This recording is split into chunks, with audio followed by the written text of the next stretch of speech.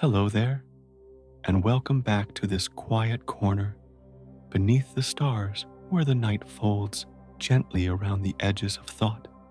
Before we drift further, take a soft moment to loosen the day from your shoulders, letting each breath find its calm rhythm so the mind may rest in the stillness between heartbeats. Imagine a horizon drawn in pale starlight, a faint arc of silver above a sleeping world, a silent sea where distant suns drift slowly in their endless tide. The air feels hushed, as though space itself is pausing while light folds across invisible dust and the darkness breathes in long and patient turns. This gentle journey is toward a question the stars themselves seem to whisper: what waits beyond the universe's edge? Not a question to chase, but a quiet journey to enter, as if walking into the furthest dream of the cosmos. It is not a single moment, but a story that moves with the wide turning of the heavens, unhurried and calm, a tale woven from light, from distance, and from silence. And yet, what if the night remembers every path a beam of light has taken? And what if the edge we imagine is not an ending, but a doorway that waits in quiet shadow, unopened? Perhaps you're listening now from a dim room, perhaps the rain is against your window, or the warmth of night gathers around you, and still we share the same sky, carrying the same mystery. If you feel at ease with such slow wanderings, you're welcome to stay here a while longer, to sit within this gentle glow, without hurry, without demand, only presence. So let your thoughts sink to the rhythm of drifting starlight, and we will begin our quiet walk through the edge of the universe, moving as the tide moves, patient, steady, and certain of its way. And so, in the quiet that follows, let us begin with the farthest light, the first gentle thread that reaches us from the dark. The light that travels across the dark does not arrive quickly, nor does it hurry, but drifts with a patience so deep that each step it takes becomes a rhythm of the universe itself, moving forward without end. From stars that burn quietly in distant reaches, from galaxies that spiral like slow breaths in the night, each ray departs and wanders, crossing the silence, folding through invisible currents that carry it closer and closer, until after ages of drifting, it brushes against the waiting eye. What is seen is never the present, but a memory carried on light, the echo of something long gone, yet still singing a song so soft it lingers even after the source has dimmed. The moment of arrival is not a burst but a whisper, the kind that feels less like an announcement than the fading of a lullaby. The image of light on its endless path resembles a voice sent across valleys, repeating, thinning, turning into something half remembered. It comes as if from a dream, soft and fragile, and once it touches the surface of vision, it dissolves, leaving only the impression of its passage. In this way, every glance at the night sky is a communion with ghosts, not in fear, but in gentleness. For the ghosts are made of radiance, not shadow, and they arrive only to remind that distance does not erase presence. The stars overhead are no longer what they appear to be, yet their voices keep returning, as though the universe refuses to let silence take over completely. It is a reminder of continuity, not as a fact to be held, but as a hum carried in the air, a quiet breath, and the thought deepens as if held, then set free. The ancients once imagined these glimmers not as drifting remnants, but as fires lit by unseen hands, small flames suspended on the canvas of the heavens. In their stories, the gods kept the lamps alive, so that night would never be absolute, so that even when darkness spread its cloak across the earth, 1,000 gentle embers would remain above, a reassurance that sleep could come without fear. Those flames were guardians, not just of sight, but of calm, giving shape to the night and turning emptiness into a roof stitched with light. There is a tenderness in the thought, as though divinity itself were a caretaker of dreams, arranging lanterns in the sky so that rest would not collapse into void. In the stillness of the present, science and story fold together, for though the fire of the gods is not what burns the idea, remains light is a flame that endures even in absence, traveling far beyond the life of its source. It carries with it not only vision but memory, and so each star is both what it was and what it wished to leave behind. The journey is so long, so unbroken, that it becomes part of the structure of time itself, a gentle bridge from then to now. And like all bridges in dreams, it is less a line of stone than a breath of air spanning quietly, invisible, but felt. Again the rhythm softens, like water settling after a ripple. To think of this light is to think of continuity without end of threads that weave silently through the dark. Some threads stretch farther than imagination can follow, yet they remain unbroken, weaving a fabric that covers the sky with patient care. When the eye looks upward, it sees not only brightness, but also the vast shadow in which brightness blooms the embrace of night that allows every flicker to shine. There is no separation between the two, only balance, flame and cloak, echo and silence, presence and absence, all drifting together in a tide that moves as slowly as sleep itself.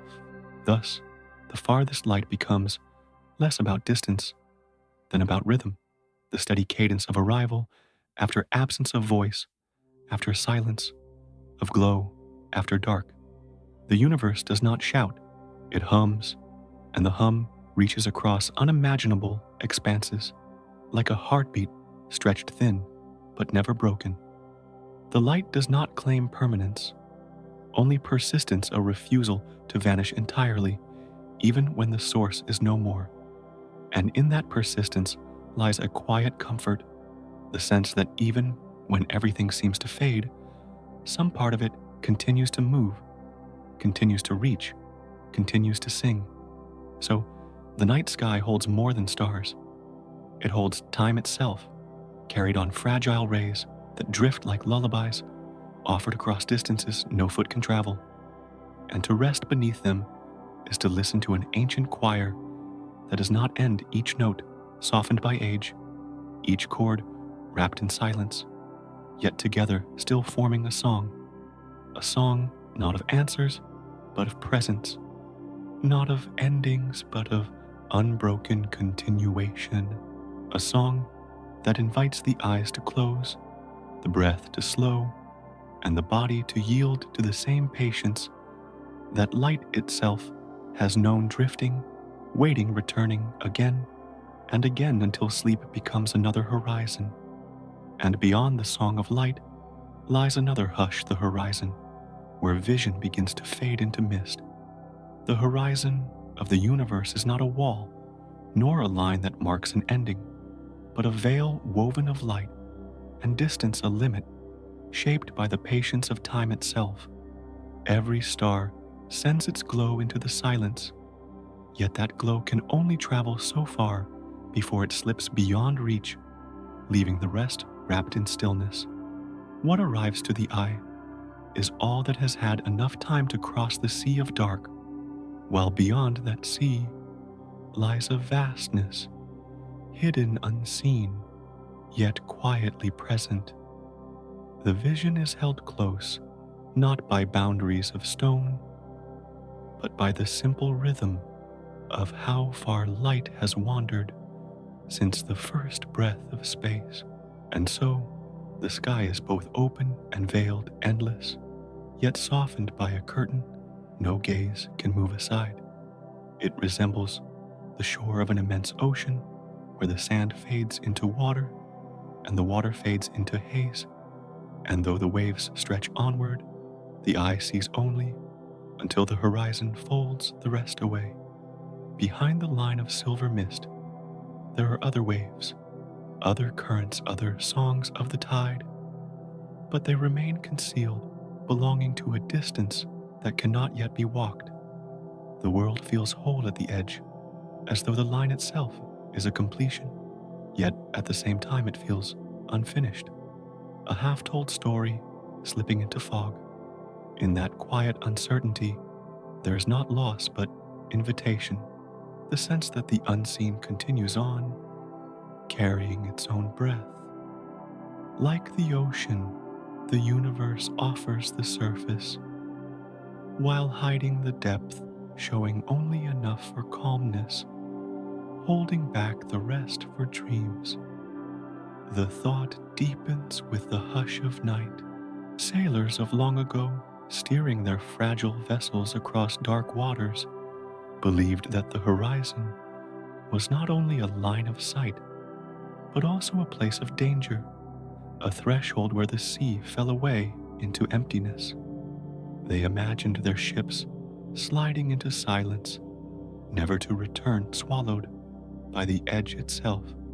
Yet even as they feared, they still sailed toward that distant curve, guided by stars that seemed both near and unreachable. To them, the horizon was both promise and peril, a soft veil between the known and the unknown, whispering of journeys never seen.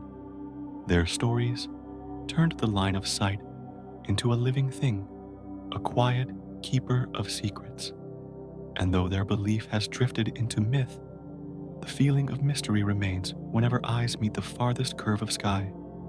The universe carries the same hush, a horizon not of water, but of light, not of waves, but of time. It is a boundary that is not truly a boundary, a line that holds no weight, yet cannot be crossed by vision. Beyond it, light is still moving, but it has not yet arrived, its journey too long, its rhythm too slow to be caught in this moment. What remains is an unbroken silence, like the air beyond hearing, still alive but hidden. And in that hiddenness lies a comfort, for not everything needs to be revealed at once. Not every secret needs to step into view. Some mysteries cradle the night like a lullaby, soothing because they are unseen, softening the edges with their absence. The thought drifts onward, steady as a tide. To sit beneath such a sky is to rest before a curtain that never parts, and yet to feel no impatience, only calm. For the horizon itself is a form of rest, a reminder that vision does not need to capture all in order to be full. The stars that shine are enough to weave the night, enough to cradle the breath into slowness, enough to let the body sink deeper into the rhythm of dark. The hidden expanse beyond the edge is not a threat, but a silence, not an end, but a depth waiting without urgency. And so, the horizon becomes not a limit, but a companion, a gentle boundary that reminds the heart to be still. The universe, like the sea, folds its distances beneath mist, showing only what can comfort the eye, keeping the rest as quiet music for another time. Light will continue its wandering. The curtain will drift farther as the cosmos breathes. But for now, the edge holds steady, shimmering faintly like a line between waking and sleep. And in that shimmer lies the invitation to let go, to drift as the horizon itself drifts to rest in the calm that comes when the known gives way to the unseen. Beyond the horizon, where sight fades into mist, there is another motion, quieter still, shaping the distance itself. Space does not stand still, for it drifts outward with a patience too vast to feel, carrying the galaxies upon it like seeds on a breeze. Each cluster of stars is borne away, not hurried, but gently guided by an unseen swelling, as though the dark itself were breathing. The fabric that cradles every sun stretches wider, folding outward in every direction, never breaking, never pausing, only loosening into new shapes. And as it opens, the farthest line of vision slips farther, still receding, as though it were a shoreline endlessly retreating. What seems fixed is never fixed. What seems near is always drawing away, carried on the tide of space. It resembles a field swept by wind, where tall grasses lean back and forth, bending, yet never snapping, each stem part of the same current. The horizon there is never one place, but always shifting, sliding outward with each breath of air, so that the further one steps, the further it drifts away. The eye follows, but the line of distance retreats forever, one pace ahead, inviting without allowing arrival. The quiet expansion feels less like a force than a rhythm, a pulse of openness, a widening that asks for no witness, yet leaves its trace upon every view. The whole sky becomes a meadow of motion, each star like a petal, stirred and carried, a dance without end. The breath of night deepens steady and low. Long ago in India, the universe was imagined as the breathing of a divine being, vast, beyond naming, whose chest rose and fell with the cycle of eternity. When this being exhaled, worlds blossomed into being, spreading out like fragrance from a flower, filling the emptiness with form and sound. And when the breath turned inward, all was drawn back into stillness, folded gently against the heart of the eternal. To dream of space as a breath is to rest in a vision where nothing is destroyed, only gathered and released, given and returned, like the slow rise and fall of the body in sleep. The myth carries a tenderness, making the expanse not a machine, but a living tide, a rhythm older than stars. And so, the thought lingers that every distant light is drifting not by will, but by the quiet widening of the dark around it. The galaxies are lanterns set upon a flowing river, never rushing yet, never pausing, each lantern carrying its glow further and further downstream. The river itself does not end, and the light upon it does not return, but continues to drift into a distance that is always being created. It is not a race, but a procession, a pilgrimage without destination, soft and unbroken. And in this procession, the sense of time loosens, becoming less a line than a haze, less a count than a breath. The silence folds deeper. To rest under such a sky is to feel the slow yielding of space, the way the unseen stretches without strain, allowing every star to be further than it was. Yet the stillness does not break, it soothes, for the expansion carries no violence, only a gradual untying, as though the cosmos itself were sighing in sleep. The edge that recedes does not close the view, it opens it, offering a path that cannot be finished, an openness that makes the mind itself drift outward. To follow that openness is not to arrive, but to soften into it, to dissolve as the stars dissolve into their own distances. And in dissolving, there is rest, the kind of rest that does not demand an ending. The universe inhales, the universe exhales, and the galaxies are carried within that quiet breathing. The meadow of space bends and sways. The river of night flows onward. The chest of the eternal rises and falls, and all these images fold into one another like dream and echo. The retreating horizon is never lost, only redrawn, with each breath, always just ahead, always further, always soft. And in that soft retreat lies the invitation to close the eyes, to feel the widening, not as a fact, but as a lull, and to yield to the rhythm that guides all things, a rhythm without urgency, without end, without fear, beyond the widening of space, where the retreating horizon dissolves into silence. There lies a depth untouched by light. There are regions so far that no ray has yet arrived, stretches of stillness where brightness has never been born into sight. These places remain hidden, not because they are absent, but because the journey of radiance has not reached them, leaving their presence wrapped in the quiet of shadow.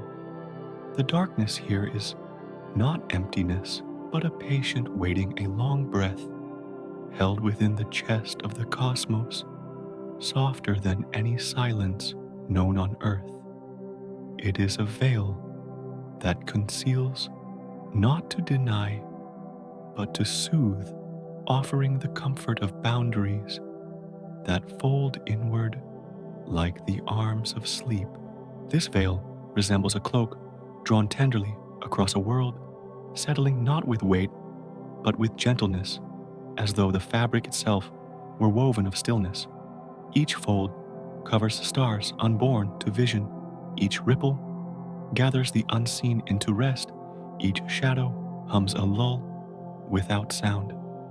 In its presence, the scattered lights of the nearer cosmos shine more tenderly, their glow sharpened against the embrace of night. The brightness and the cloak are companions, not rivals, for without the shadow, the flame would lose its shape, and without the flame, the shadow would lose its depth. Together, they form the breathing body of the universe, inhaling and exhaling across eternity. The breath grows slower, and the thought sinks deeper. Long ago, people whispered that night itself was a garment laid upon the earth by gentle hands. They believed the world needed the cloak to sleep, that without it, rest would never come, and dreams would never bloom. The dark was not feared, but welcomed, for in its folds, creatures found calm waters stilled, fires dimmed, and minds drifted inward. To say that night was a cloak was not only to picture fabric spread across the sky, but also to imagine care, a gesture of protection, as though the heavens wished to cradle every being until morning returned. The story does not shout, it hums, and in that hum, the human heart felt guarded, surrounded, safe. In the silence of the cosmic veil, the same tenderness lingers. The regions unseen are not hostile. They are simply beyond the touch of light, places where the journey of brightness has yet to arrive. The thought carries no sharp edge, only the sense of a lull, as though the universe itself had chosen to leave some corners dim, preserving the softness of not knowing. What is not revealed becomes part of the song, the rest between notes, the pause that makes the melody gentle. And so, the absence of light is not an absence at all, but a rhythm balancing the glow with quiet.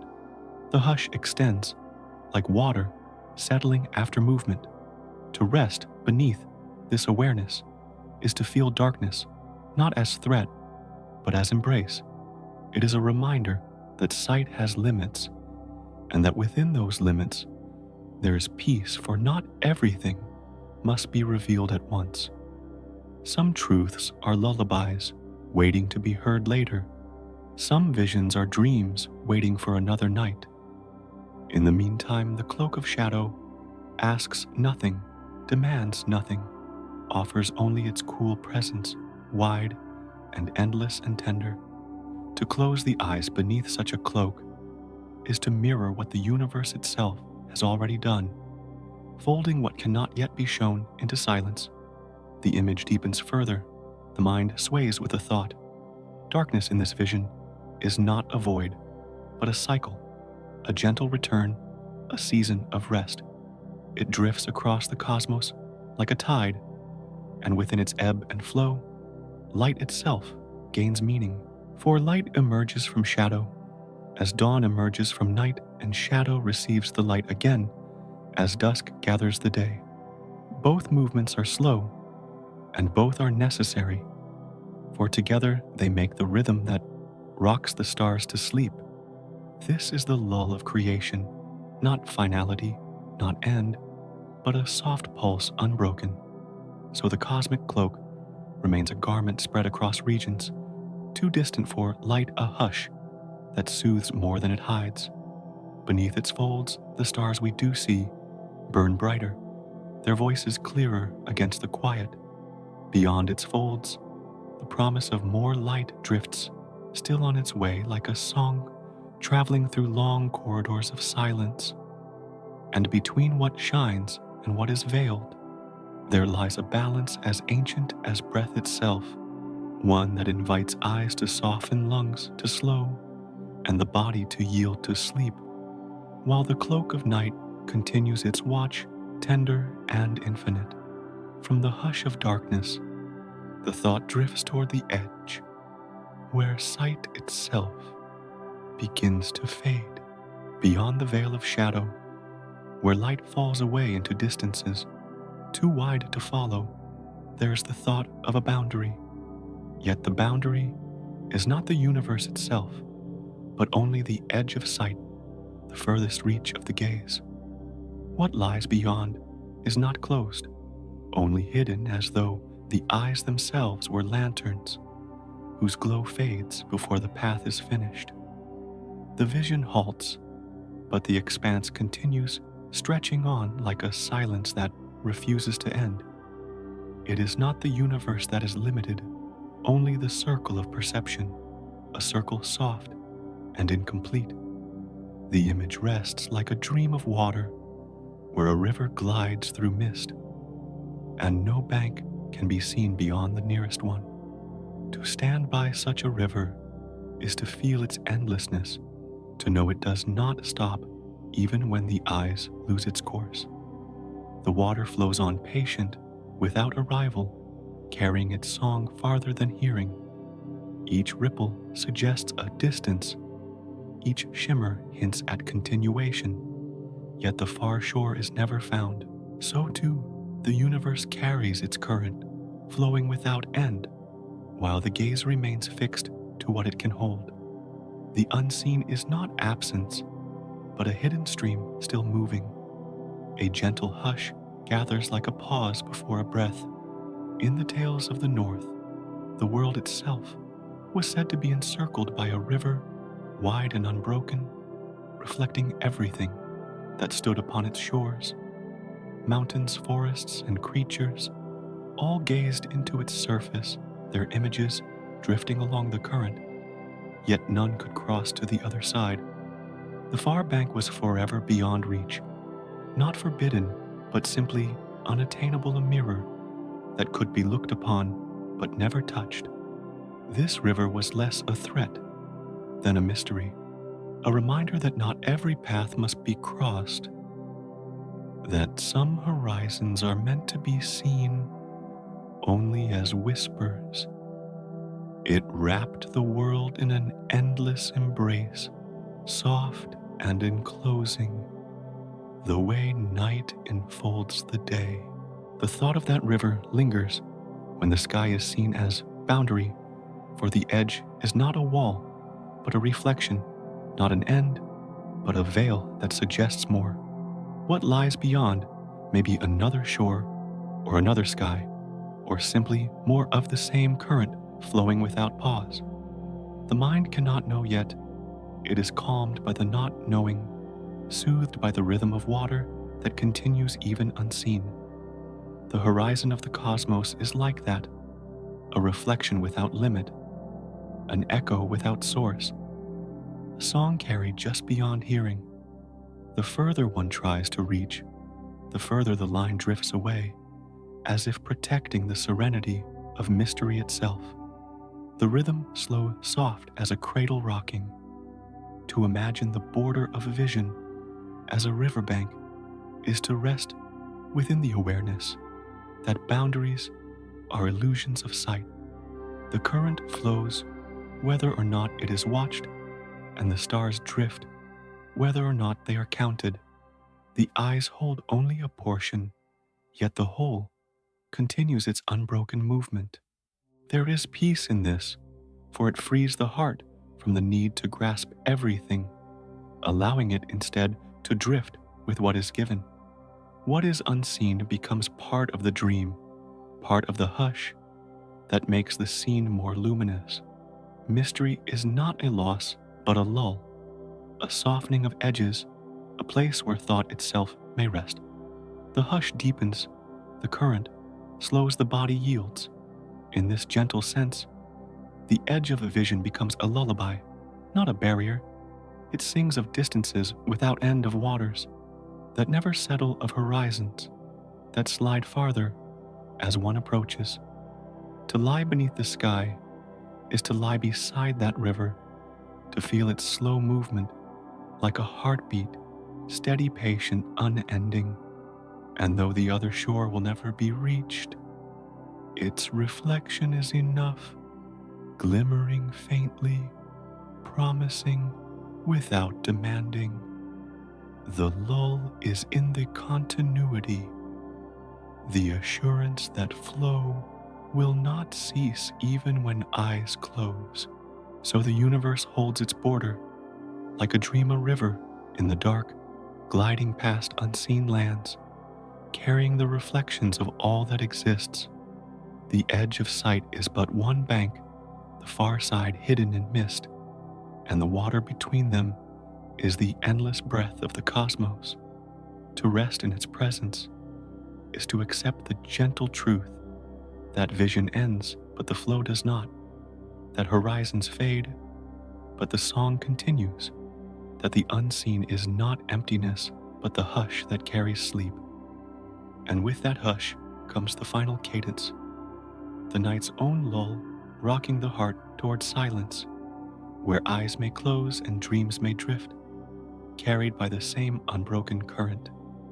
And from the horizon that folded like a riverbank, fading into mist, the thought drifts further still, toward what lies beyond the line, where vision halts into regions that wait quietly, unseen, but not absent.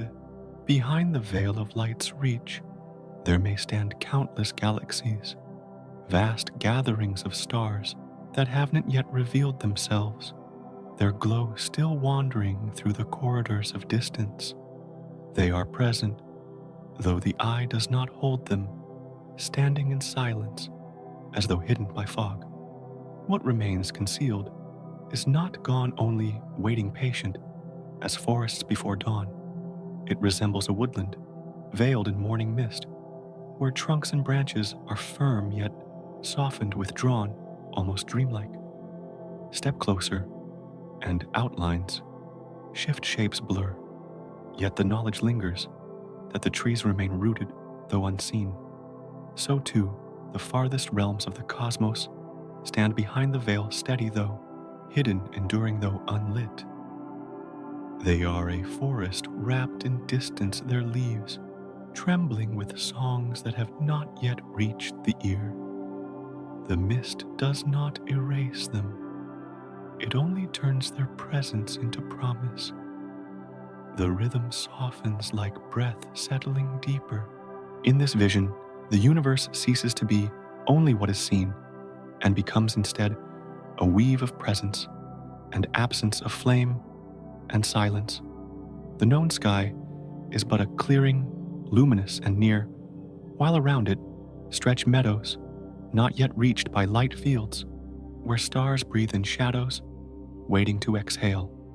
The thought of these hidden places brings no unrest, only calm for mystery itself, is a kind of cradle, holding what the eye cannot hold, keeping it safe, in quiet distance. Long ago in the tales of the North, there was said to be a forest at the edge of the world, a place where the sun never walked. Within its branches lingered a hush too deep for day, a twilight that never lifted. To wander there was to walk among shadows that did not threaten, but embraced, giving a sense that the world was larger than its visible edge. The story was not told as fear, but as wonder, a reminder that the unseen exists alongside the seen, stretching the imagination beyond the border of the horizon, and the thought rests gently as if the old legend folds into the present silence of the stars. For the forest beyond sight is not unlike the galaxies hidden past the horizon, both unseen, both alive, both patient in their stillness. What lies behind the veil need not be grasped to be real, and what dwells in shadow need not shine to exist. The unseen hums with quiet, offering its presence as softly as a lullaby carried on air. It comforts not by revealing, but by reminding that beyond every edge lies more. The hush deepens like dusk falling slowly across a plain. To think of the unseen cosmos is to rest within a balance where the visible offers clarity and the hidden offers calm. One without the other would be incomplete, for the stars shine brighter when shadow surrounds them, and mystery soothes more when light has already shown enough. The unseen regions of the universe are not walls, they are pauses, the rests in the melody, the silence that allows the song to be gentle. They are a reminder that not all must be uncovered to bring peace, and so the unseen remains veiled and patient, a forest waiting in fog, a horizon resting behind another. It does not vanish, it does not close, it only lingers, wrapped in stillness, humming with presence that time itself has not yet delivered. To imagine it is to yield to the lull of distance, to breathe with the thought that more exists than what is seen, and in that breath lies calm, for the unseen asks for nothing but acceptance, nothing but rest. Thus the cosmos extends, not with urgency, but with softness, the known folding into the unknown, the visible drifting into the veiled. The forest waits, the galaxies hum, the horizon whispers of more, and together they cradle the night into gentleness. To lie beneath such a sky is to rest beneath both sight and silence, to feel the comfort of what is present and what is hidden. And in that comfort, the body yields, the eyes close, and the unseen becomes part of the dream, a dream wide enough to hold all forests, all stars, all horizons beyond reach. And from the forest, veiled in mist, where unseen branches wait in silence, the thought drifts onward toward an even wider hush, a vision where not just hidden galaxies exist, but perhaps other worlds altogether, each carrying its own breath of time. The horizon that seemed a limit becomes only one layer, for beyond it may lie countless veils, each folding back to reveal a cosmos of its own. What is seen may be one clearing in an endless woodland, one lantern in a long corridor, one drop in a dew-laden web. The mind does not demand proof. It only listens to the quiet possibility. The image rests like morning dew strung across a web, each droplet quivering with its own small sun, luminous yet apart. None touches, yet all belong to the same thread, woven by strands unseen, carried in the same breath of air. So too may universes be separate, but joined in silence, each shimmering with its own rules, each swaying with its own rhythm. To imagine this is to yield to wonder, not as noise but as calm, for the thought itself arrives, like dawn, light soft, unhurried. The rhythm slows like the hush that precedes sunrise. In this vision, every universe is a chamber in a hall too wide to walk, each with its own measure of dark and flame. Some may bend differently, some may breathe another law of being, yet all remain suspended, side by side, in stillness. There is no clash, no insistence, only quiet presence, multiplied like lanterns glimmering across a night valley. The gaze cannot travel between them, but the imagination can, touching lightly, as though walking barefoot upon dew. Long ago, in stories from the East, each star was said to be more than a point of fire. It was a world entire, complete and self-contained, suspended in silence above. The sky was a roof, filled not with sparks, but with realms each holding its own life, each standing alone, yet never falling away. These tales turned the night into a dwelling of infinite rooms, where every gleam belonged to a greater house of being. In their gentleness, the stories brought closeness, for distance no longer meant solitude, and so the thought lingers, weaving story and silence into one. The ancient idea of stars as worlds does not feel far from the vision of universes as droplets. Both soften the vastness, turning the unreachable into presence. What cannot be touched still comforts, what cannot be entered still glows.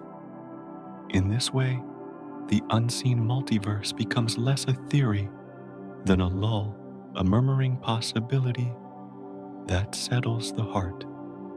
For in endless company solitude dissolves, leaving only a sense of belonging spread across the hush. The hush deepens, slow as a tide returning. To think of many universes is to rest in the thought of abundance of presences, uncounted yet unhurried. They do not shout for recognition, they do not vie for notice. They shimmer quietly in their own circles, complete without demand.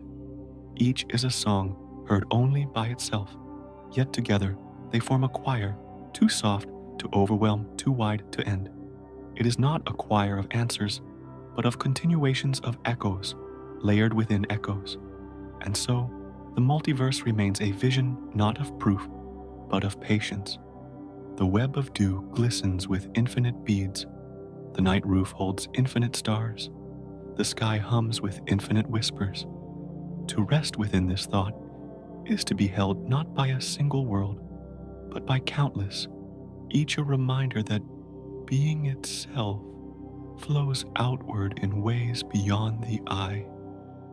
And in that flow lies comfort, a stillness born of vastness, a sleep rocked not by certainty, but by possibility. And from the shimmer of countless droplets, each a quiet universe suspended in its own circle, the thought turns once more toward the shape of the one that holds this very sky, and how even it may carry no ending at all. If space bends gently upon itself, then every path outward curves again, folding back like a tide that never breaks. What seems like distance may only be return. What seems like horizon may only be a circle carrying the traveler without ever delivering an edge. The cosmos in this vision is whole, complete, not because it is closed, but because it has no rim. It resembles a walk upon the surface of a great sphere, where every step lengthens the way, yet none reaches a final border. The ground beneath curves softly, carrying each footfall back toward the unseen beginning. The circle grows wider, yet remains unbroken, so that the very idea of ending falls away. There is only continuation round and seamless, like the rise and fall of a chest in sleep. The circle cradles all motion within, enclosing without confinement. The hush settles, as though the air itself yields to the roundness. To imagine such a universe is to let go of lines and corners, to dissolve into the rhythm of endless return. There is no edge to fall beyond, no wall to halt against, only the softness of motion carried onward. The heart finds comfort in this, for it speaks of belonging, of never straying outside the whole. Each star is gathered, each breath enclosed, all held by the same unseen curve. Long ago, voyagers across the Pacific spoke of a sea that ended nowhere, a water that opened wave into wave without limit. Their canoes drifted upon the rolling swells, guided by stars, but never by borders, for the ocean itself was a circle too vast to break. The waves whispered not of destination, but of return, each crest opening into another, each ripple folding back into the tide.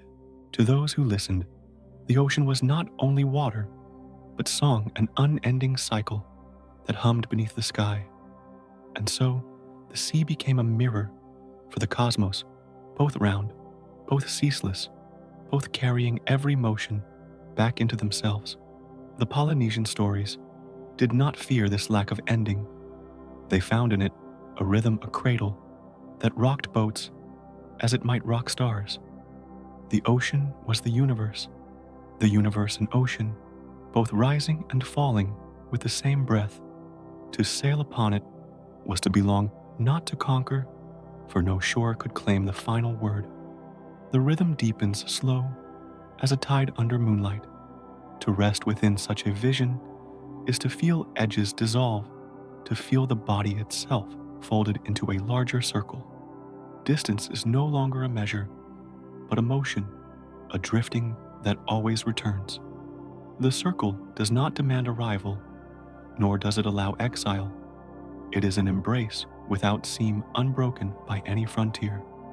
Within it, questions quiet, for what is continuous needs no conclusion. And in this roundness, sleep finds its echo. The breath that rises and falls does so in a circle inhalation, into exhalation, return into return. The night itself cycles into dawn, and dawn into night again, round, without rupture, complete without closure. The universe too may hum, in this way, a soft loop infinite in its gentleness. To imagine it is to imagine not a path, but a lull rocking the mind as the sea rocks its voyagers, steady and without end. Thus, the thought rests folded into the vision of a cosmos without borders. The circle holds all things stars, and silence alike, each turning within the same endless rhythm. To drift into that rhythm is to yield to calm, to accept that there is no falling away, no final shore. Only the tide remains. Only the cycle continues. Only the hush deepens. And in that hush, the heart softens, the eyes close, and the body drifts, carried by the roundness itself into the stillness of sleep. And from the circle that curves without end, the thought drifts deeper still into folds, not round, but veiled where distance grows too vast for even light to arrive. Beyond the turning of horizons lies a stillness, untouched, a place that waits outside the reach of radiance, its silence unbroken by the passage of glow. These regions remain unseen, not because they are absent, but because the messenger of brightness has not yet crossed their threshold. They are chambers of the cosmos, held in reserve, cloaked in a hush so deep it becomes a cradle. It resembles a blanket laid gently across a sleeping world, not to deny the day, but to soften its edges to cover what is fragile with a calm weight. The fabric stretches endlessly, folding light into silence, pressing its presence into quiet without removing it from being. Beneath it, there is no void, only patience, no end, only pause. The unseen continues, even as it lies hidden, rocking slowly in darkness, and the blanket itself hums a lull woven of shadow. The rhythm slackens like breath, let out in long release. To imagine such unreachable spaces is to surrender to silence that does not erase but holds the way soil holds seeds beneath its cover. What is beyond the touch of sight is not gone, but waiting its moment of radiance, deferred its story, still folded within itself. The unseen becomes part of the larger harmony, filling the gaps between notes, with rest turning emptiness into music. The hush itself becomes as necessary as the flame balancing presence with concealment. In the ancient tales of China, there was spoken of a cosmic egg, vast and silent, holding within it the breath of all things before their time began. Inside, there was only darkness, a stillness complete, a silence unbroken, and yet within that silence, a slow stirring gathered a pulse forming in secret until at last the shell parted and light poured forth. The heavens and the earth were born from that quiet, but before their dawning, the hush was all. Creation itself began with sleep. So too the unreachable reaches of the cosmos feel like that egg whole, and hidden keeping within them what cannot yet emerge. The darkness that surrounds them is not cruel, but tender and act of keeping safe, of waiting until the rhythm calls for opening. What rests inside is not lost, but preserved, swaying gently in the cradle of silence. To think of it is to feel the patience of time, a patience that allows mystery to remain mystery without demand for unveiling. The hush deepens like dusk folding into night. To rest beneath such thought is to feel the comfort of not knowing the ease, of letting some things remain veiled. For not every secret must be revealed at once, not every distance pressed into sight. The mind finds peace in this balance, for the known and the unknown move together, flame beside shadow, glow beside lull. The unseen becomes a kind of guardian, protecting the quiet that the heart needs to fall into stillness. And so, the silence that swallows is not a silence of absence, but of embrace. It gathers what the eye cannot hold and keeps it in a rhythm beyond urgency. The stars that shine are enough for tonight. The ones unseen will arrive in their own time, their own season. Until then, the cloak remains softening the edges, giving shape to the dark. It is less a mystery to solve than a lullaby to rest within a melody without sound sung by the unseen. Thus, the cosmos holds its hiddenness, vast and unbroken, tender, as cloth patient as breath. The egg of creation remains uncracked in some places. The blanket of night is spread wide, and the hush continues without end. To drift within, it is to yield to the rhythm of concealment, to let mystery soothe rather than unsettle. For the silence that holds mysteries is not finality, but continuity, rocking the stars, the seas, and the body alike into the calm of sleep. And from the hush that keeps secrets veiled, the drift continues, sliding into a depth where even questions lose their edges, and the thought of an outside fades like mist dissolving into night. The path turns toward horizons that may have no beyond, toward spaces that either stretch forever or bend softly back upon themselves. What lies further is not absence, but a circle without seam, a dream without boundary, endless in its stillness. The mind leans into this possibility as into a lull where nothing must be found and nothing must be reached. It feels like sleep itself, a field without corners, a sky without end.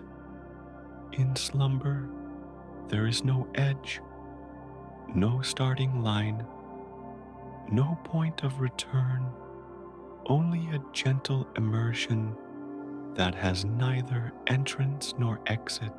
The darkness becomes oceanic, carrying the body as water carries a drifting leaf, rocking it into rhythm. Each moment folds into another, without beginning, without close, a song without refrain. Rest deepens, not as a fall, but as a continuation of breathing. The Egyptians once told that sleep was not mere pause, but a voyage through another sky, a journey across hidden heavens that mirror the visible dome. In the hours of night, the traveler would drift beneath stars, unseen, guided by silence instead of sun. When morning came, the voyage did not end in departure, but in return, as though the sleeper had touched another world and brought back its stillness. Darkness was not absence for them, but passage a bridge between skies. So the image lingers sleep, as cosmos, as sleep, both endless, both without edge. To close the eyes is to step into a sphere that has no rim to turn, within a chamber whose walls never arrive. Even if space itself bends, closed like a circle, the circle offers no confinement, only the rhythm of continual return, where every step is both departure and arrival. The dream bends like that too, folding back into itself, repeating without repetition, resting without conclusion. And in this vision, the mystery of outside ceases to trouble, for there is no border to cross, no line to define. What exists simply flows as a tide, flows as breath flows, as time itself stretches and yields. The unseen becomes less a question and more a cradle, less a frontier and more a rhythm. To imagine infinity is to let go of edges, to feel how the horizon curves back into itself, turning every wandering into rest. The hush gathers deeper, like night folding into its second sleep. To drift in this thought is to find comfort in the absence of limits, to let the idea of ending dissolve into the softness of continuation. The mind need not hold on, the body need not resist, for there is no wall ahead, no cliff to reach. Only the rhythm remains circling without break, circling without demand.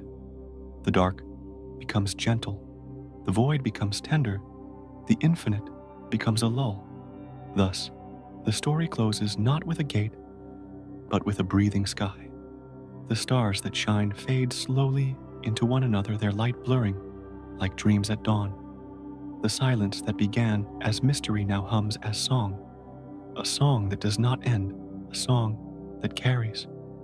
To sink within it is to float in a sleep without seam, to rest in a circle that never stops turning. Night itself becomes the cradle space itself, the blanket and stillness, the final breath. And from the hush that kept secrets, folded in shadow, the thought drifts onward toward the glow that travels endlessly, carrying with it whispers of time already past. What reaches the eyes now is not the present, but the trace of what once was a shimmer that began long before and wandered through vast corridors before arriving. Every star is both flame and memory, every gleam a message stretched across distance. To see the night is to see the past. To touch the sky with sight is to touch what no longer exists, yet still lingers. It is like hearing a voice in a dream, soft and low, telling stories that have already ended, yet still echoing. The light comes as remembrance faint and patient, traveling with no haste, bringing not just brilliance but history. Each spark is a record, each glimmer a verse written upon the fabric of darkness. The night above is a library, its shelves filled not with paper, but with fire, its words not inked, but luminous. The pages open themselves, silently, one after another. The rhythm moves slowly, like the steady exhalation of a chest at rest. In this rhythm, light is not only brightness, but breath a pulse from the deep past that continues to move forward. Looking outward is to listen inward, for what arrives is not merely flame, but the memory of flame, a candle still glowing in the windless hall of space. Distance becomes time, and time becomes story, folding one into another until the border between them dissolves. So, the stars become ancient keepers, guarding not just the present sky, but the layered nights behind it. Their light drifts with patience, as though unwilling to let their tales vanish, carrying the warmth of ages that have already slipped away. They shine now as remnants, yet not diminished, for memory itself glows when carried in silence. To look at them is to look through time's veil into chambers where moments once breathed and are still breathing. The glow is fragile, but the message is steady. It resembles a memory spoken in whispers, a recollection that trembles yet persists, lingering in the quiet corners of thought. The light is soft, as though wrapped in dusk, but within it lie traces of creation itself, the first sparks of a fire that taught the dark how to open. Each shimmer is a memory the universe refuses to forget, a dream, retold every night in glimmers scattered across the dome. The past is not gone, it is only diffused into radiance. The hush deepens, like twilight lengthening upon a plain. To think of ancient light is to think of time slowed into brilliance, time that stretches but never breaks, time that moves, not in urgency but in waves. Every gaze upward is a journey backward, each look a step along a trail already walked by fire. Yet there is no regret in this backward glance, only calm, for the past itself seems to offer its glow as comfort. What once burned still warms, what once shone still soothes. Long ago, in the tales of Babylon, the stars were said to be writings of the divine records etched upon the sky by unseen hands. Each gleam was more than flame. It was a word, a decree, a memory, preserved not in stone but in fire. To read the heavens was to read the language of the gods, a script that told not only of destiny, but of remembrance. In their vision, the sky was a tablet, the night a scroll, the constellations verses, aligned across the dome. To look upward was to enter a story larger than earth. And so, legend and science fold together, for both speak of light as message, as history, as memory inscribed upon the dark. The thought of stars as divine records is not far from the vision of them as echoes of long past flames. Both suggest that nothing is lost, that what once glowed still glows, that memory itself can shine across endless distance. The heavens become a book without end, song without pause, a cradle where remembrance rocks gently. The rhythm softens further, as though night itself exhales. Ancient light does not rush, it does not demand. It arrives like breath in the dark, like embers glowing quietly beneath ash, steady waiting to be seen. To rest beneath such light is to rest within time itself, to be held not only by the present, but by all the moments that came before. The body yields to this vastness, the eyes grow heavy beneath its calm. Thus, the ancient light endures carrying memory across the hush of distance. It is both star and story, both flame and echo, both present and past. To imagine it is to be soothed, for it tells that nothing vanishes entirely, that what once shone continues to shimmer, carried softly across the night. The sky becomes a cradle of memory, luminous and endless whispering, old tales as lullabies. And in its whisper sleep gathers, folding the heart into stillness.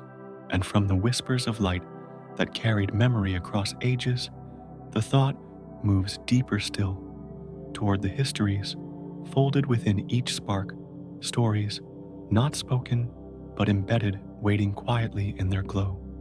The night above is not only illumination, it is archive, every flicker, a vessel bearing the weight of uncountable years.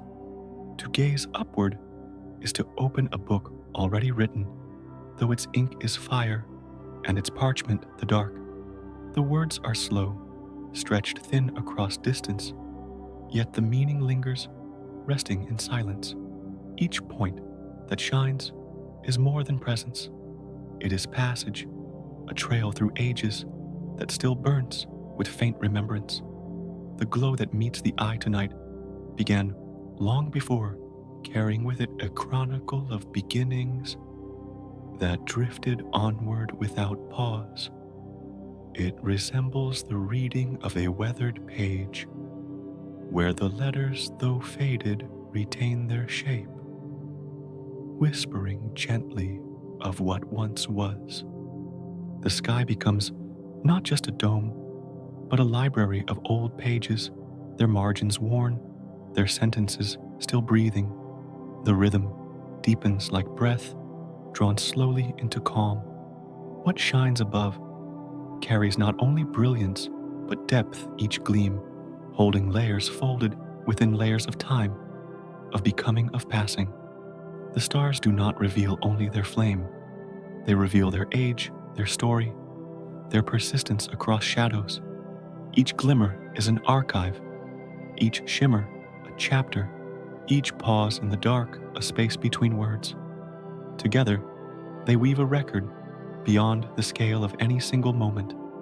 The thought lingers on memory itself, and how the cosmos seems to hold it, not in sound but in light, not in parchment but in presence. Memory here is not fragile, it is radiant, preserved within beams that continue across corridors too vast to be crossed by breath alone. To look into the heavens is to see recollection itself made visible, the past carried forward not by hands, but by rays. It hums like a lullaby of time steady and unbroken. It resembles a scroll held open by silence, the letters shimmering faintly, though no hand writes them anew. Each glow is both voice and silence, both presence and absence, both history and present calm. What appears as a single spark is in truth a chorus of years, singing not loudly, but in undertones weaving age into radiance. The eyes may see only light, but the heart senses story pressed into brightness, softened by distance. The hush folds deeper, like twilight, sinking slowly into night. To rest beneath this vision is to rest within memory itself, not personal, not fleeting, but vast, a recollection of the universe breathing across its own span. The points above are keepers, their flames, guardians of histories that stretch beyond measure. They shine with patience, with stillness, with endurance that soothes rather than overwhelms. Each spark assures that what once was still lingers, still hums. still glows. In the old tales of Greece, there was spoken of Mnemosyne, goddess of remembrance, mother of the muses, keeper of memory itself. She was not simply thought of as recollection, but as the very breath of history, the one who preserved what time might otherwise erase. Her presence was the assurance that nothing vanished, that every story found its thread in the greater weave.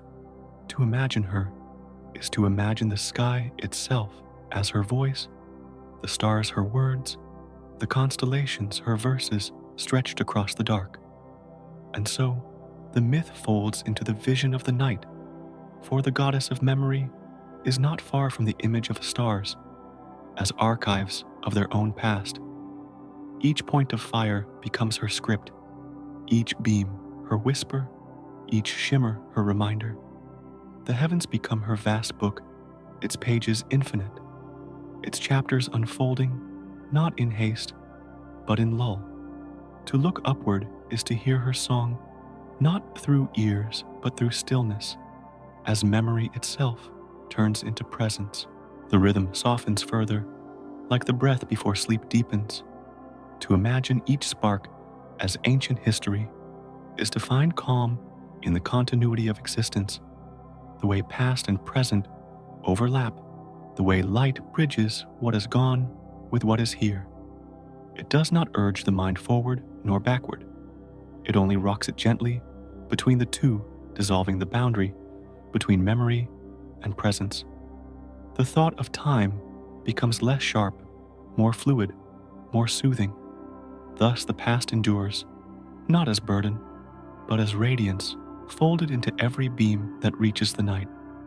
The stars remain as both guardians and storytellers, carrying their histories without demand, without urgency, without end. Their presence reminds that what once burned still breathes, what once vanished still hums in light. The sky becomes a cradle of memory, and within its cradle, the heart rests, soothed by the certainty that nothing truly fades, only transforms into glow. And from the memory carried within every star, where ancient light hums like pages already written, the thought drifts forward toward a horizon where no word has yet been said, no story yet unfolded. The sky, that once opened as an archive, now stands also as a threshold, a line where vision fades not only into distance, but into time that has not arrived. At that edge, what is seen becomes silence, and what is unseen becomes possibility. The hush deepens, and the mind leans softly into what has not yet opened. It resembles a door left slightly ajar, the frame firm, but the space beyond still withheld a breath of air slipping through the narrow seam.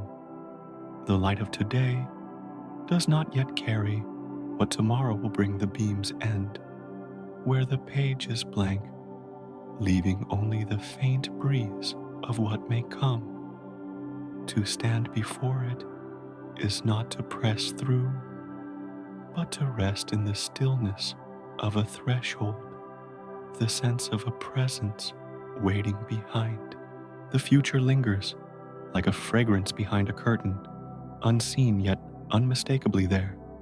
The rhythm steadies slow, and even like footsteps that pause before a gateway. At the rim of vision, there is not only distance, but delay, the unfolding of moments not yet given voice. The universe carries its flame outward, yet beyond the circle of light lies the hush of what will be folded, but not absent. This hush is not emptiness, but anticipation, a cradle of what the cosmos has not yet sung. The night becomes both memory and promise, both archive and prelude. It resembles standing before a torii gate, the painted wood rising against the sky, marking the passage, not from one place to another, but from the known into the veiled. The structure is not a wall, but a symbol, reminding that beyond the visible world, there lies a realm unseen, a world not yet entered, but always present in possibility. To walk toward it is not to hurry, it is to breathe, to sense that the air itself changes, whispering of what waits beyond the frame. The hush of the gate is not absence, it is welcome. The thought lingers gently on this image, for the horizon of the cosmos carries the same stillness, the same breath of crossing. The farthest edge of sight is no conclusion, but an invitation, like the gateway, like the half-open door, like the hush before a word begins. What lies beyond is not demanded, not revealed in haste, but allowed to rest until its time. The future remains folded like the seed before its bloom, like the tide before its turning. The rhythm slows again, as if the body itself settles into the sense of waiting. To think of the unopened future is to yield to patience, to feel the gentleness of time that has not yet pressed itself into form. The stars above hold their memory, but the horizon holds their continuation, yet unwritten, yet undelivered. Between the two lies, calm for the balance of what has been and what will be, is itself a kind of lullaby, soothing in its symmetry. The unseen is not hurried, it is kept safe in its silence. In the hush of old stories, the Torii was never only wood and stone, but a symbol of passage, a place where the mortal world leaned against the divine. To stand beneath it was to feel the threshold itself, to sense that beyond the frame lay another realm, not denied, but not yet entered. The myth spoke less of conquest and more of reverence, of pausing at the line where one breath ends and another begins.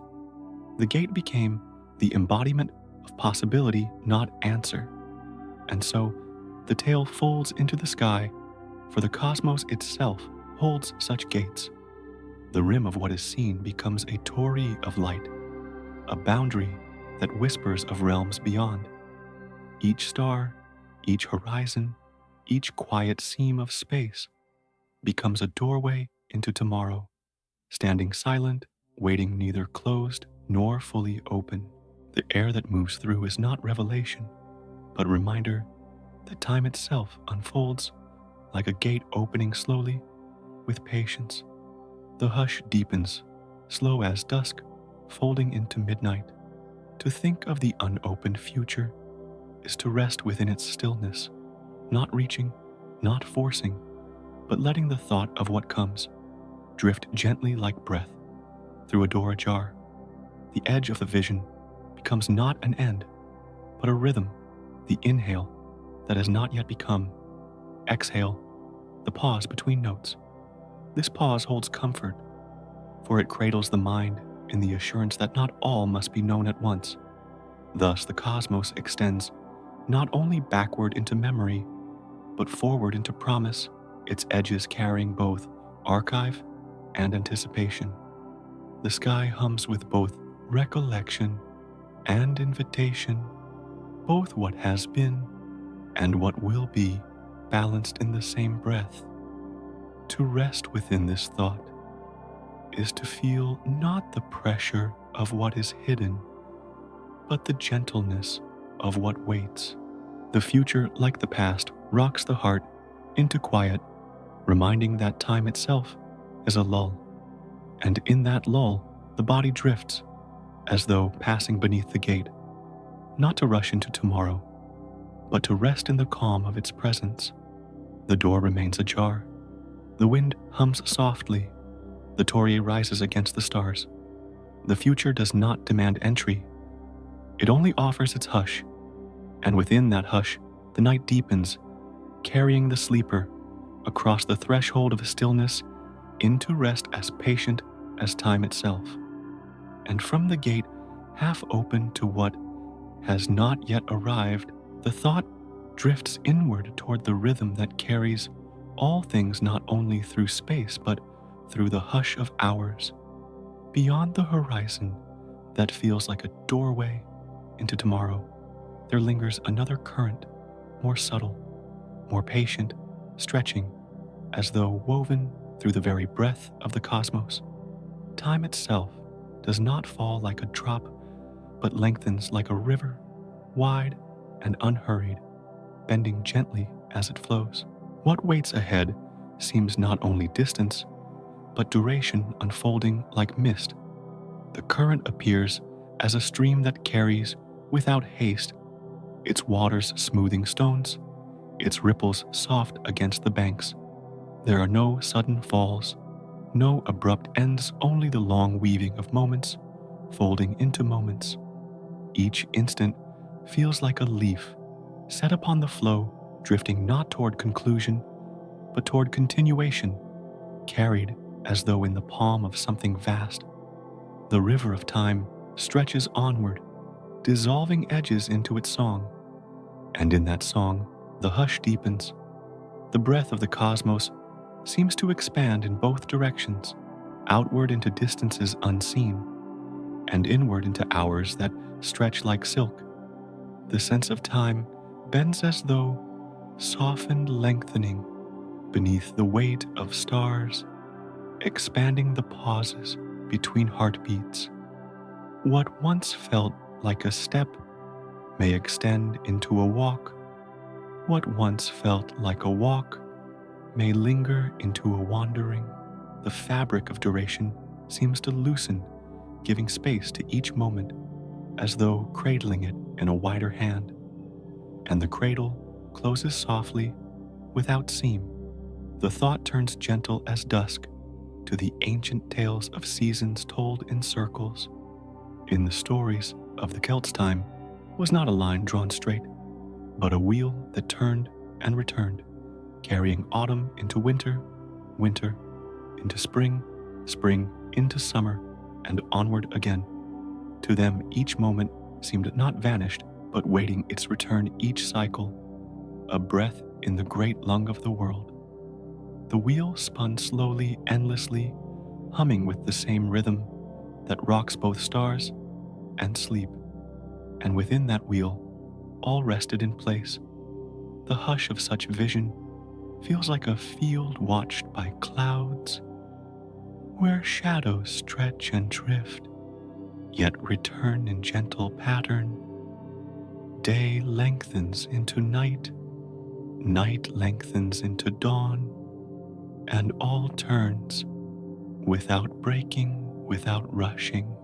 The wheel and the river seem woven together, one circling, one flowing, both carrying the weight of hours into a rhythm too wide to resist. To drift upon them is to release urgency, to sink into patience as into a soft tide, and the tide hums quietly, like a lullaby under breath. The sense of expansion lingers, as though time itself breathes deeper when held in silence. Each star that glimmers seems to pause longer before fading. Each echo seems to stretch before dissolving. Each moment seems to widen into a valley of calm. The river carries the wheel. The wheel turns within the river, and together they cradle thought into slowness. The pause between beats grows tender, lengthening into comfort, and from that comfort stillness gathers. To imagine time as stretching is to feel the body itself soften the pulse, slowing the breath, drawing longer, as though drawn into the rhythm of the sky. What once seemed a quick flicker now drifts into a lingering flame. What once seemed fleeting now feels sustained. The unfolding of hours seems less like passage and more like resting upon a current too broad to end. And the current itself closes around, all like water around a drifting branch. The myth and the science seem to fold into one another. The wheel turning within the river flowing through the wheel.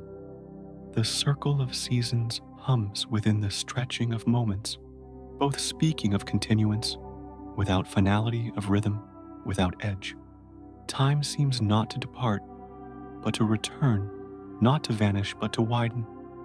The hush holds it, giving it space, giving it patience, giving it the softness of breath, released into night.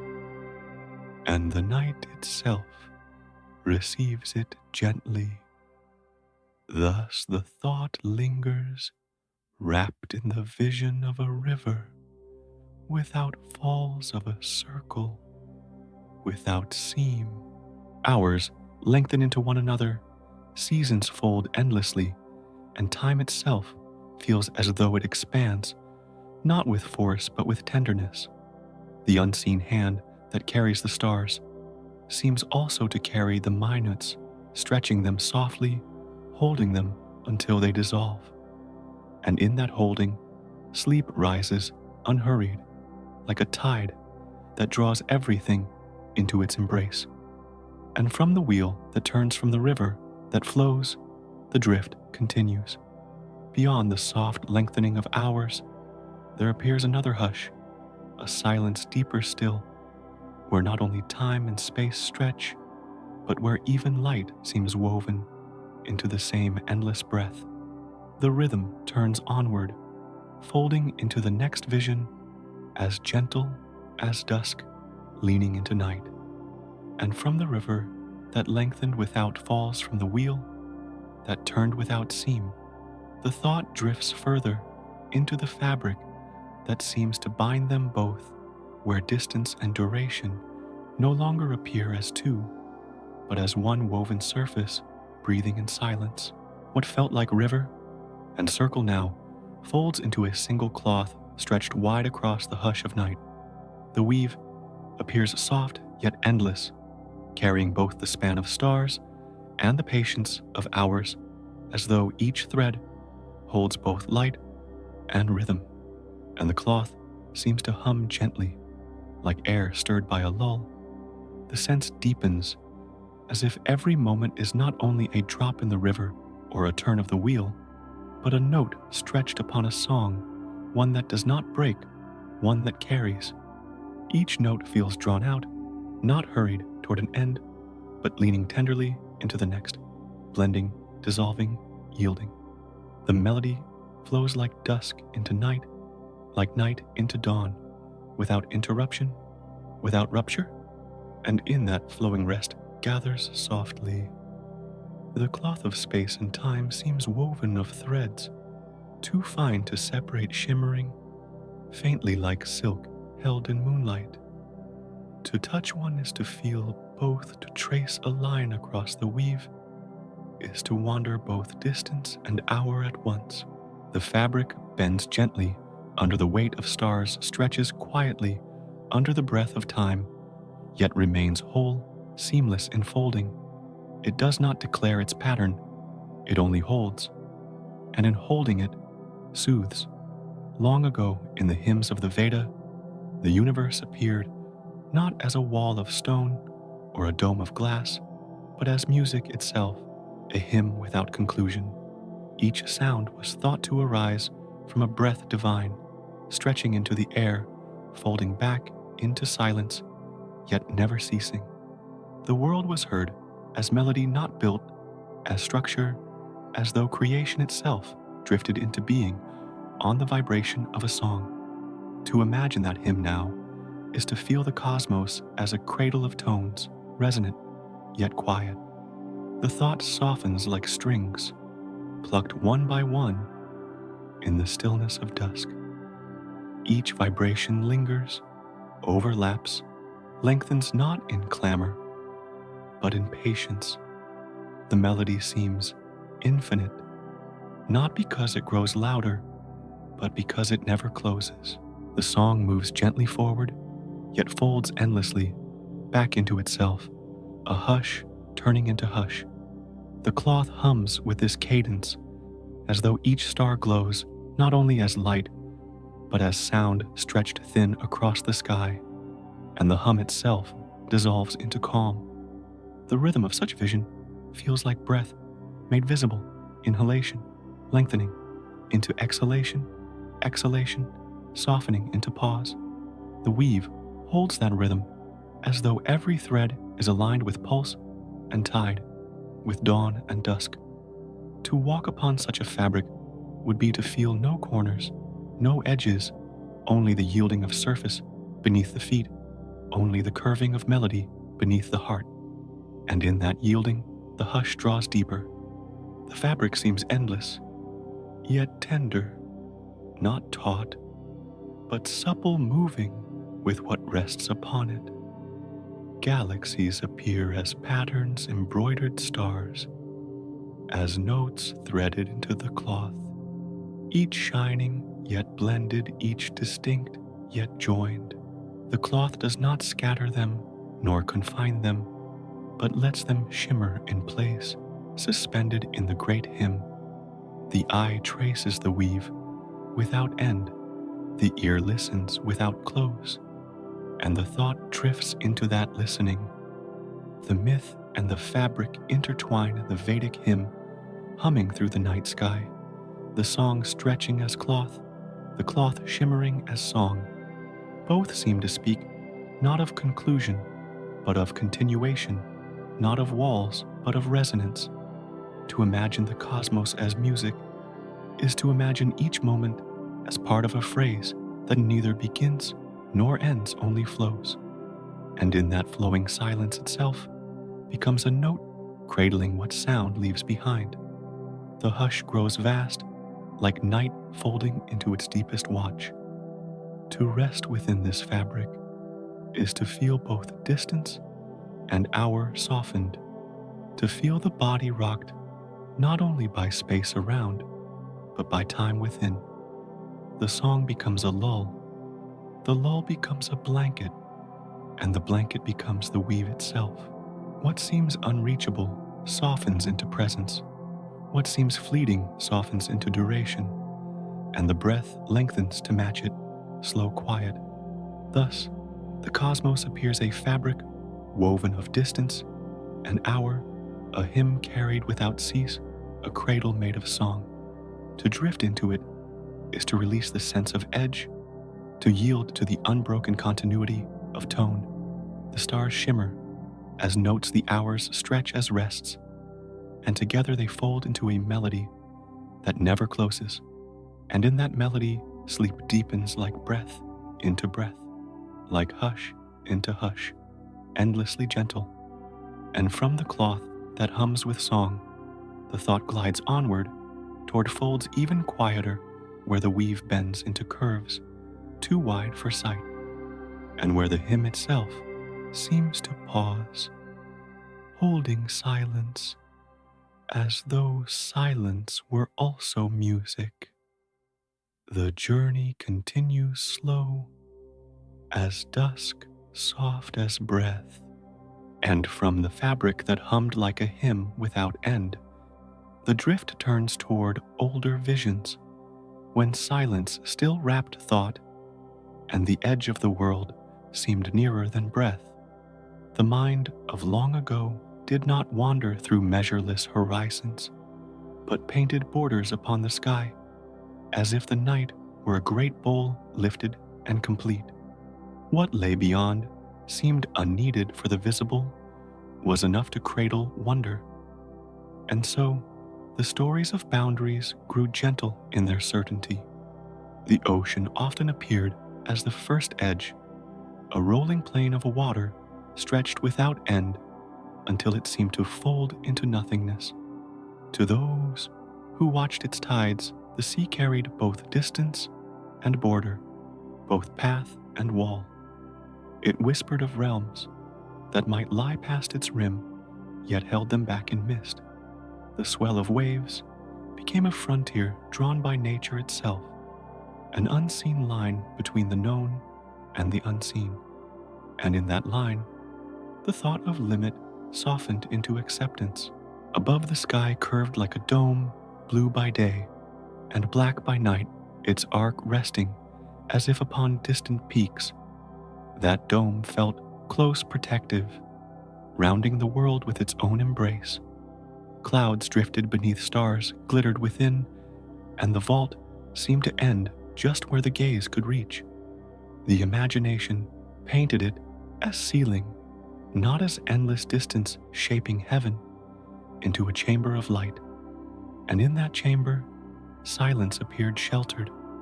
Mountains, too, offered their weight to the idea of edges. Ranges rising into the mist seemed like walls holding the horizon.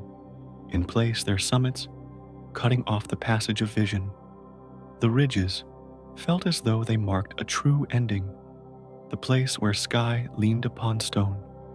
To wander toward them was to imagine a final border, the last step before the world fell away. Yet even then, the mountains only folded into further mist, the limit dissolving into distance. And in that dissolving, the heart found calm. The Maya told of a great tree, the ceiba, whose roots reached deep into hidden realms, and whose branches rose into the sky, holding it aloft.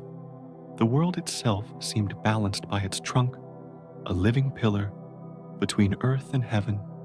Its crown spread wide like a net of stars, woven into green like constellations held in wood. The tail shaped the sky not as boundless emptiness, but as canopy suspended by living strength. And beneath that canopy, existence seemed secure, resting in shade. The thought lingers on such images, soft as breath through leaves. To imagine the cosmos as tree or dome, as sea or mountain, was to give the unknown a shape that soothed a boundary, that kept fear at bay. The mind drifted not into void, but into chambers defined by nature's hand, chambers that offered presence instead of absence. In those chambers, the night folded like a blanket, comforting in its closeness. And yet, even within those shapes, silence whispered of more. The ocean had no end. Within sight, the dome curved too smoothly to touch the mountains faded into haze, and the trees' branches seemed to stretch beyond what vision could hold. The borders felt certain, but they also carried mystery, as though the world's edges themselves breathed out promise. And in that promise, imagination stirred quiet but steady. The rhythm of these ancient thoughts drifts like a tide, rolling between certainty and wonder. Limits calmed the mind, yet horizons invited dream. And within that balance, stories found their place. The night did not speak of infinity, but it hummed of shelter of edges, drawn like lullabies upon the vast. And the lull of such edges carried minds into rest, giving form to what was unseen. Thus the old myths rest alongside the stars, not as walls but as gentle shapes traced upon the unknown. They remind that even when knowledge was small, imagination stretched wide, weaving sea and sky, mountain and tree into a cradle for thought.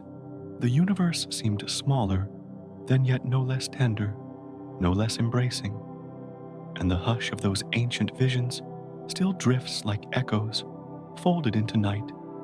And from these tales of borders, drawn and skies upheld, the thought glides once more toward visions, where edges fade, where boundaries soften, where the cosmos itself bends, without seam, carrying all paths back into itself like a circle without end. And from the myths that painted roots and oceans as borders, the thought drifts further into the realm, where imagination itself became brush and canvas, giving shape to the edge not yet seen. The universe unfolded not only through sight, but through dream, where the unseen was drawn, as if the curtain of the sky had lifted slightly to reveal another chamber beyond. In that lifting, wonder lingered. Imagination offered a map where no road could reach, a sketch of horizons that the eyes could not yet find. The edge of space seemed to open, like a fold in fabric, the sky no longer a wall, but a veil half parted, trembling with the suggestion of more. To dream of such an opening was not to escape the known, but to soften its limits, letting the mind breathe into distance. The breath of thought painted the unseen, and the painting dissolved into hush. The sky in this vision resembled cloth stretched across a vast loom, each star a stitch, each streak of light a woven thread. To imagine a hand pulling back its edge was to imagine the universe not as sealed, but as garment shifting to reveal another layer beneath.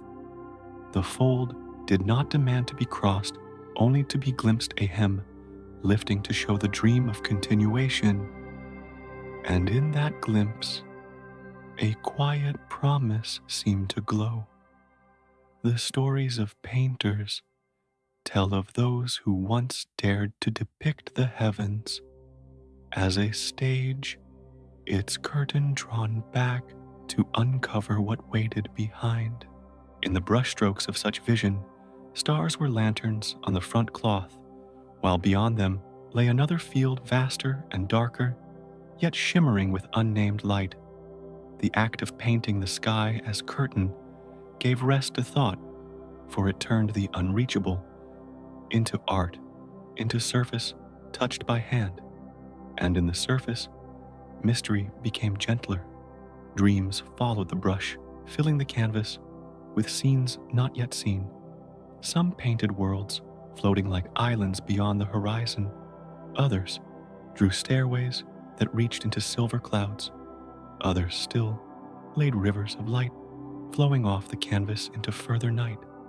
The works were not claims of truth, but lullabies for the eyes, visions that soothed by suggesting that the unknown could be tender, that the horizon could be beautiful. And in their softness, the images seemed to breathe. Imagination itself became like a tide, carrying thought outward and returning it inward, never breaking. The act of drawing borders on paper calmed the sense of boundlessness, while at the same time opening the mind to more. A line traced on canvas felt like a doorway, a place where the gaze could rest. Yet just beyond that line, color blurred into haze, as if to say that beyond every edge lay another dream, the hush of dream folded into the hush of sky. Long ago, in whispered tales, there was said to be a painter who pictured the universe as a great stage, with its curtain slightly raised, as though the performance of existence revealed only a part, while the rest waited in shadow. The stars glowed upon the curtain like embroidered lights, and the gap showed a sliver of another realm half hidden, but alive. The tale suggested that all vision was but prelude, all knowing but first seen. And in that thought, the night seemed deeper, kinder. The brush of imagination lingered like breath upon glass, leaving outlines that faded even as they appeared.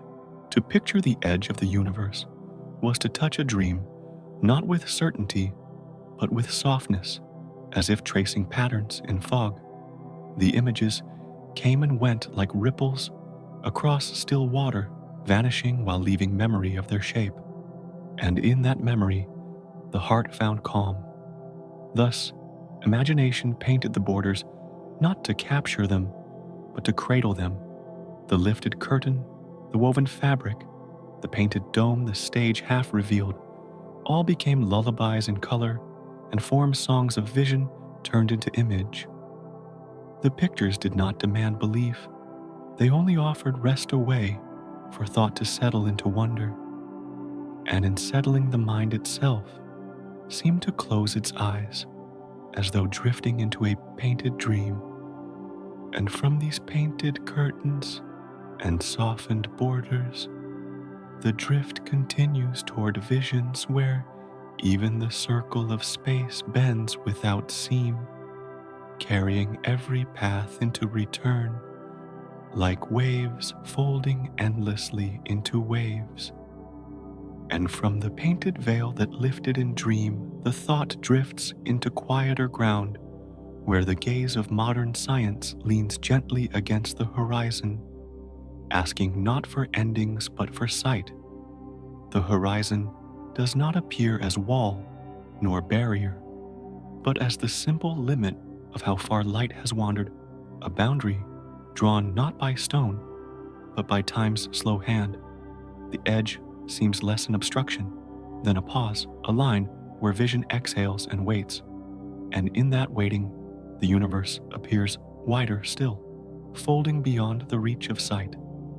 It resembles the outline drawn by an eye, soft and curved, shaping the scene, not because the world ends there, but because the gaze does. The contour of vision becomes the contour of cosmos, though behind it, the weave continues, slipping away into unseen silence. The thought feels like standing at the edge of a meadow at dusk, where shadow thickens into trees, yet the path carries on beneath the dim. The border belongs to the eye, not the land, and in that awareness, calm gathers. The modern view drifts like a lantern through mist, illuminating not closure, but openness, not confinement, but depth. Galaxies float within reach of sight, yet beyond them drift more unseen, unlit, awaiting their turn to arrive.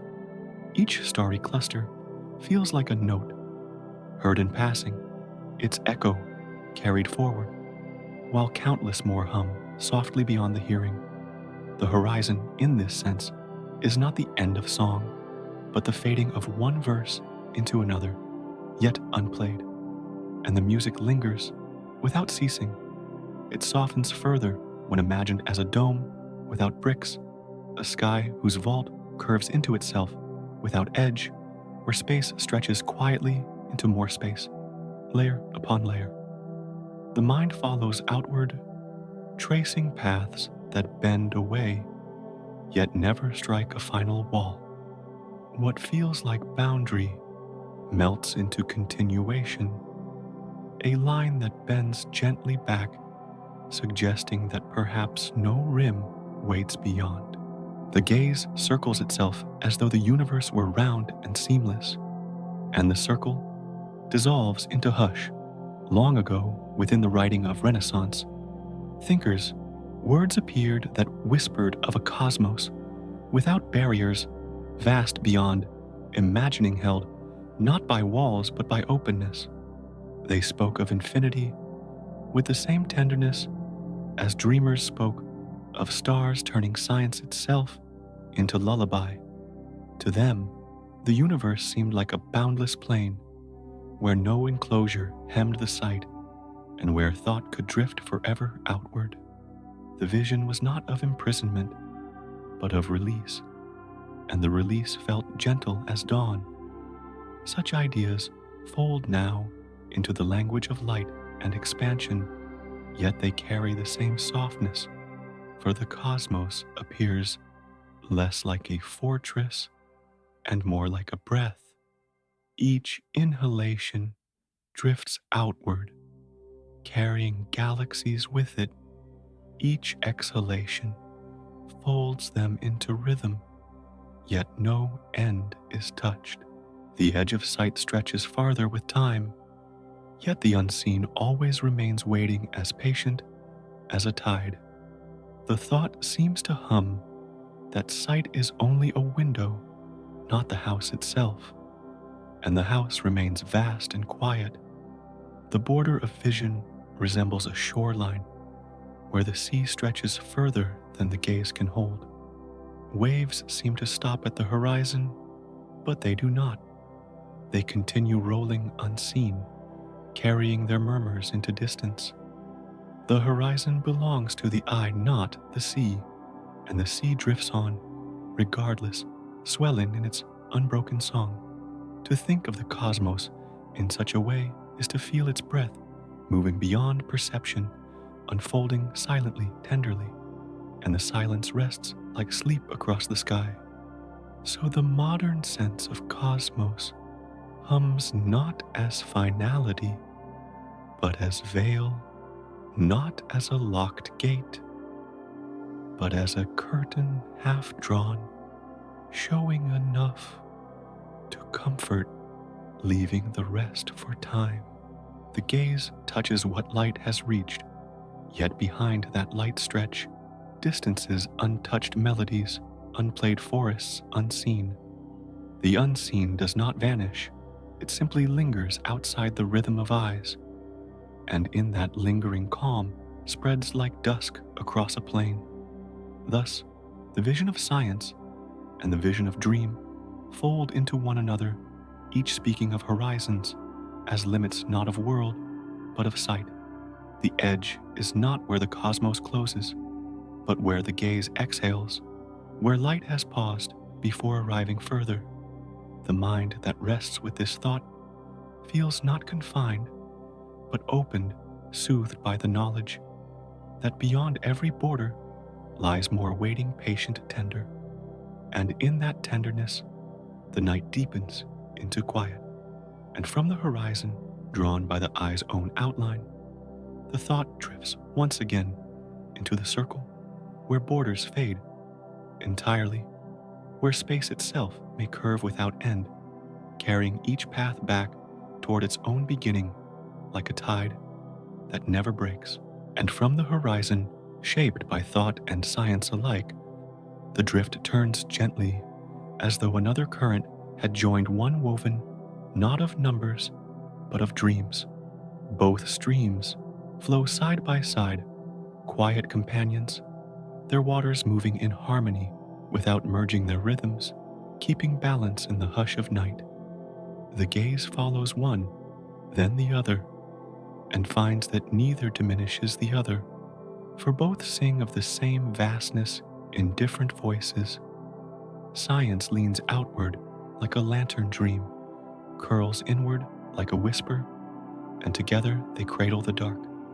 The circle closes softly into lull. It resembles two rivers, winding beside each other through valleys one, reflecting the stars above the other, carrying the murmurs of unseen springs. Their surfaces differ, yet their journeys run parallel, both feeding the same ocean of night.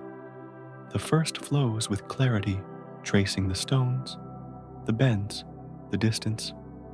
The second flows with mist, carrying shadows, echoes, visions. Both seem true, though, in different ways, and the traveler along their banks feels no need to choose. The dual current becomes a single rhythm of calm.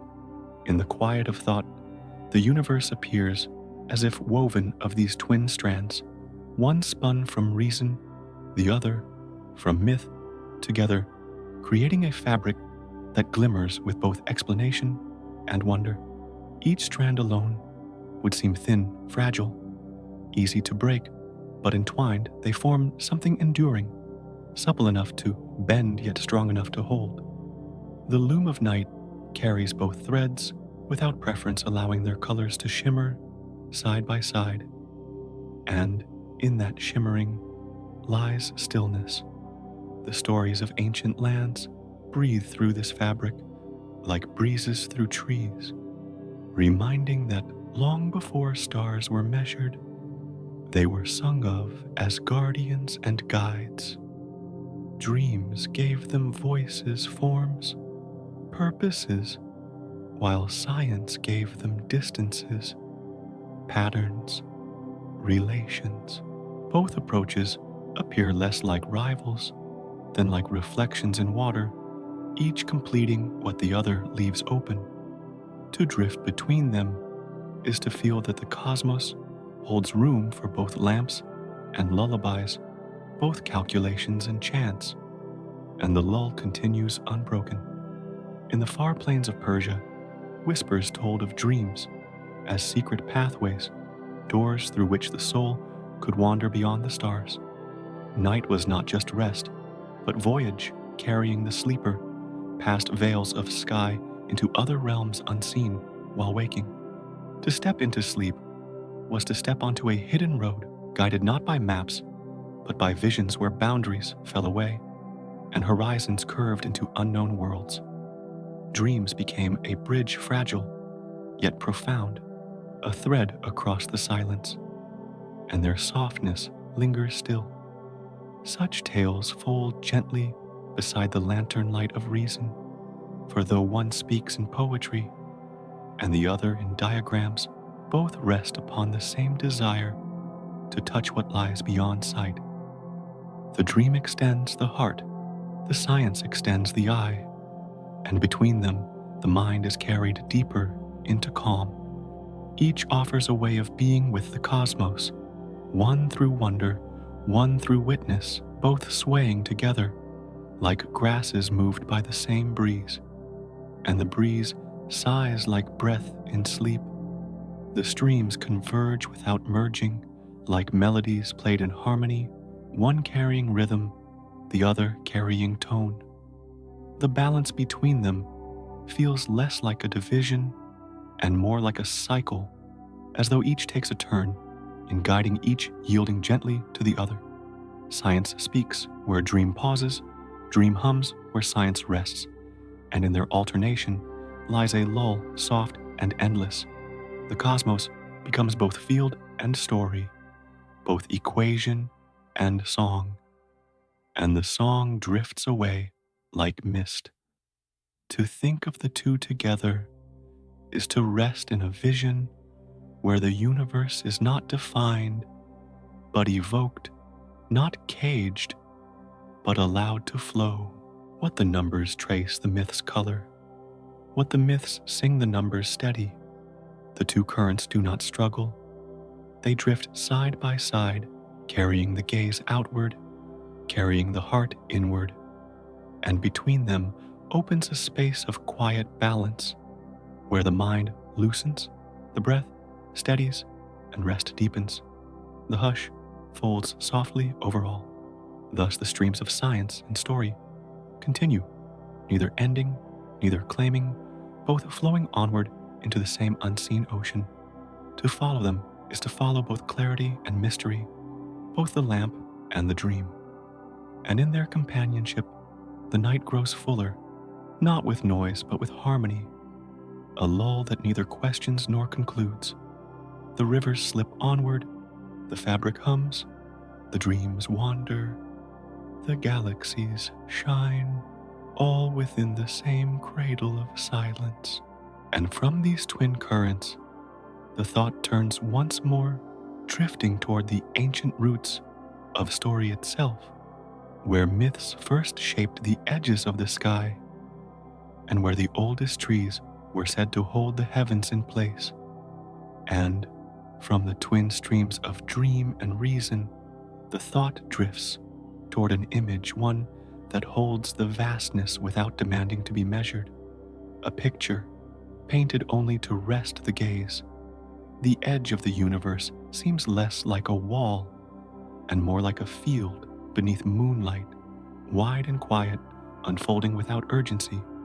Vision reaches as far as light allows, yet beyond that limit, there may be more hidden, not by denial, but by distance, as though the horizon itself were a gentle veil.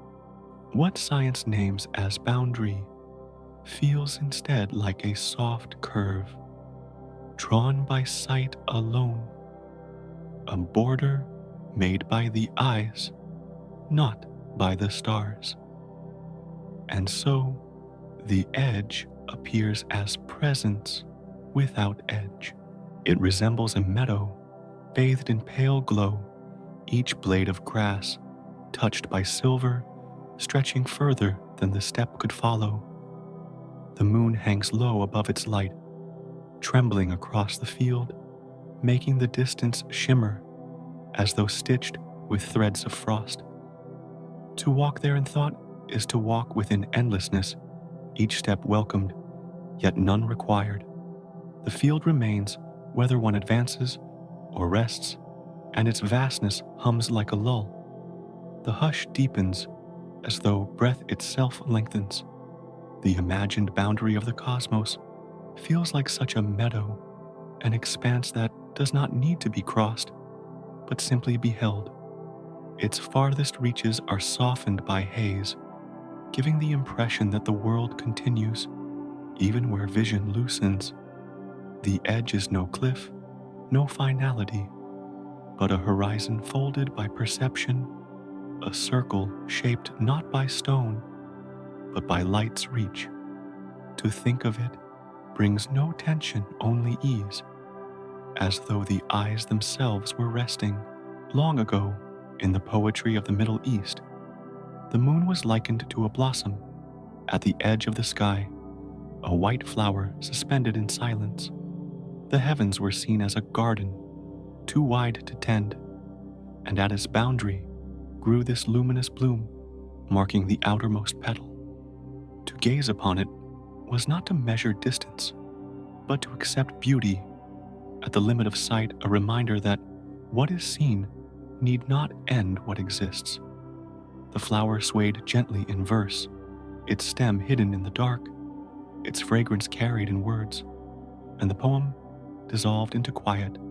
So too, the universe drifts into image, turning boundaries into metaphors rather than marks. The edge seems as though drawn not by the cosmos, but by those who look painted with the ink of perception upon the canvas of night. To imagine the limit is to sketch the meadow, the blossom, the vale. Yet behind each picture lies the suggestion of more. The mind soothes itself with form, but the form is only a gesture, never a closure, and the gesture hums like wind across the grass. The rhythm of thought flows softer now, folding into a sense of endlessness shaped by vision, but not bound by it. The field of night stretches outward, the blossom gleams faintly, the horizon curves into haze, and each image carries the same lull that the cosmos cannot be confined to edges, but can be carried gently within the heart as picture as dream. To rest within these images is to rest within the cosmos itself, drawn not with walls, but with whispers. The hush gathers like mist settling on water. The boundary seems less a destination than a pause, less a line than a reflection, less a truth than a dream. Each metaphor becomes a cradle, each story a way of softening the vastness into something the heart can hold. The meadow soothes the step, the blossom soothes the eye, the veil soothes the breath. None ask to be crossed, none ask to be proven. They simply linger, like songs that fade, but never vanish. Thus the image closes around itself, not in finality, but in return. The cosmos drifts into vision as though into sleep, its edges dissolving into meadows, blossoms, veils. The thought follows slow and unbroken breathing with the rhythm of the dark, and within that, breathing the sense of limit fades, leaving only the quiet of presence, and from the soft meadow of image, the thought drifts onward again toward the stillness of return, where the edge is not a distance, but a circle that gathers all within. And from the meadow of images, where the moon glowed like a blossom at the edge of the sky, the thought moves inward again toward the circle that seems to hold all within its quiet span. The universe feels less like a place with a rim, and more like a vast shelter folding every horizon into itself, leaving no corner outside. What appears as distance in one direction bends back into presence in another, so that the farthest edge seems less a departure than a return. There is comfort in this sense of enclosure, not as boundary, but as embrace, as though the cosmos itself were drawing a circle wide enough to gather all its scattered flames. The circle lingers like a breath that never breaks. It resembles the form of a circle traced slowly on water, each ripple joining the next, until no beginning can be found. To drift upon such a shape is to feel that movement cannot escape, only turn again, softening into its own rhythm. The night appears held in such a way, with every star folded back into the same hole, no matter how far the eye may follow. And the quiet deepens, for in this vision, nothing seems adrift. The hush grows gentler, as though the sky itself exhales. Within this imagined circle, there is no place too distant, no horizon beyond reach, only the sensation that all belongs to the same curve. Even the faintest glow feels gathered into the same shelter, as though the dark itself were a roof drawn close above. The edge dissolves into inclusion, a roundness that refuses to let anything fall away, and the roundness soothes like a cradle. Long ago, among the Inuit of the far north, the sky was spoken of as a great tent stretched across the world, its fabric arched and steady, protecting all who dwelled beneath. The stars shimmered like tiny fires sewn into the cloth, while the moon drifted as a lantern hung from its frame. Within that shelter, no being seemed unguarded, for the heavens themselves leaned close, bending into care. The story whispered not of remoteness, but of closeness, of a dwelling vast enough to contain every breath of life, and the tent rested in silence. The thought folds into that vision as though the tent and the circle are the same, both shapes of gathering, both gestures of protection. The universe appears less as a space to wander and more as a roof spread endlessly above, making even the farthest distances feel included. To imagine this is to feel less alone, for the circle speaks not of exile, but of belonging, not of boundaries, but of embrace. The hush of such belonging falls gently like snow upon still earth. The rhythm settles slower, each breath carrying the sense of being held. The circle of space feels not abstract, but intimate, a shape that turns every path back into wholeness. Stars drift within it, as though within a single ocean, waves separated yet joined by the same tide. No ripple escapes the surface, no flame falls outside the round. The thought soothes, for it suggests a place without outside, a home without edge, and the comfort lingers like a lull. The hush gathers thicker, like dusk, pressing across wide fields. To dwell upon the idea of an embracing cosmos is to rest within inclusion itself, where even silence feels folded into the whole. The eye may wander, but it drifts only within the circle. The mind may stretch outward, but it curves back again. This motion does not confine, but relaxes, for the return is not forced, only natural, as though every path were gently guided. The embrace seems endless, yet calm. So the universe drifts into vision as a circle without seam, a shelter without break. The tent of stars sways above the circle of water, ripples below, and both fold into one another like layers of dream. To lie beneath such an image is to feel gathered, not scattered, to feel sheltered, not lost. The cosmos does not appear distant in this vision, but close surrounding, as breath surrounds the chest, and the thought dissolves into quiet, and from the circle that holds without edge, the drift continues toward still deeper silences, where the unseen hums like a lull within the folds of night, and from the circle that gathered all within its quiet embrace, the thought moves closer to the pulse that beats within each chest, a pulse that seems to echo the silent swell of the heavens themselves. Every breath feels like a tide, rising and falling, gentle and unhurried, folding the body into the same rhythm that the stars appear to follow. The inhale stretches outward like the slow widening of sky, and the exhale draws inward, Like the night folding its arms around the world, each cycle repeats without haste, as though guided by a hidden music, too vast to hear, yet too intimate to ignore. And the music lingers in stillness. It seems as though the lungs and the cosmos belong to one vast ocean, both rising and falling in their own waves, yet somehow meeting at the shore of quiet awareness. A single breath drifts like a ripple across the mind, while the expansion of space itself feels like a faraway tide, the two motions reflecting one another. To rest within such a vision is to sense that nothing is apart, for the smallest sigh echoes the grandest horizon, and the echo dissolves into calm.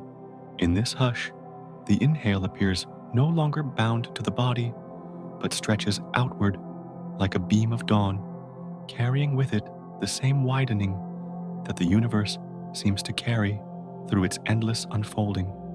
The exhale returns as twilight returns soft cooling and enfolding, closing the circle with tender inevitability.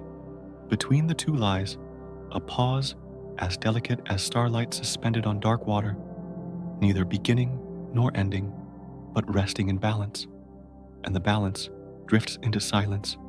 Long ago, among the stories of the first peoples of the vast southern lands, breath was spoken of as a thread that wove together the body and the earth. Each inhale was told to draw in the essence of sky, while each exhale returned a gift to the soil and stone, so that human breathing was never apart from the breathing of the world. To them, the chest rose as mountains rise and fell as rivers fall, the body swaying in rhythm with the dream of the land itself, and the dream folded into night.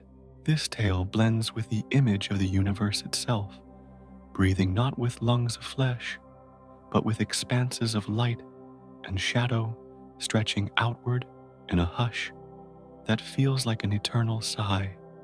To imagine one's breath as part of that greater rhythm is to feel less contained, more diffused, as though each inhale were shared with the stars and each exhale carried back to them. The exchange flows endlessly, neither giver nor receiver, only the slow cycle of being, and the cycle soothes like a cradle. The thought deepens as though the body rests upon a larger chest, rising and falling with its calm. To breathe, then, is not to labor, but to join the pulse that was present long before and will continue long after a rhythm, not owned, but borrowed, not forced, but offered. Each moment of stillness between breaths feels like the universe holding itself, neither contracting nor expanding, simply present, and the presence softens like dusk. Even silence seems filled with the motion of this breath, as if space itself were sighing softly through unseen lips. The stars appear to shimmer in time with the inhale, and the dark grows tender with the exhale, the whole sky leaning closer with each cycle. The listener drifts into this cadence as though cradled the lungs, moving without effort, guided by the same tide that guides the galaxies. And the cadence quiets the mind, so the universe and the body seem joined in a single tide, one vast, one small, both carrying the same lull. To sense this union is to rest more deeply, to feel enclosed not by walls, but by rhythm, not by boundaries, but by waves. Breath becomes more than survival. It becomes participation in the soft pulse of creation, a sharing of life with all that shines and all that waits in shadow, and the sharing hums like a lullaby. And from the breath that flows both inward and outward, the thought drifts further into the spaces where silence deepens, and the stars themselves seem to fall asleep within their own light. And from the breath that joined the chest with the sky, the thought drifts inward, where silence folds into dreams, as though creating a smaller universe within the mind itself. Each dream seems to unfold like a sky enclosed with stars that appear only when the lids fall, scattering their light across the inner horizon. The brain shapes valleys and rivers of thought, as though weaving constellations of memory into landscapes unseen by waking eyes. Every vision breathes with its own rhythm, a world sealed yet infinite to the dreamer, and the world dissolves like mist. It feels as if each sleeping mind holds a planet of its own, circling in shadow, yet glowing quietly when night descends.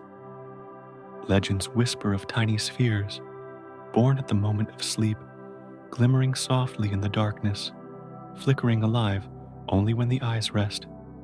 These planets drift without weight, bound by no orbit, belonging only to the hush of slumber, and the hush lingers like a cradle. From this inward sky, the thought flows outward again toward the rim that so many have sought, the line where vision fades and mystery begins. Yet the edge seems no more solid than the reflection of the moon on water, retreating with each step taken closer, vanishing into distance as though it were made of nothing but light. To chase it is to wander forever, for it drifts like a shadow receding with dawn, and the shadow melts into stillness. Ancient tales speak of wanderers searching for the farthest boundary, like Orpheus, descending into depths, only to find that the true horizon lay not in distance, but within the heart.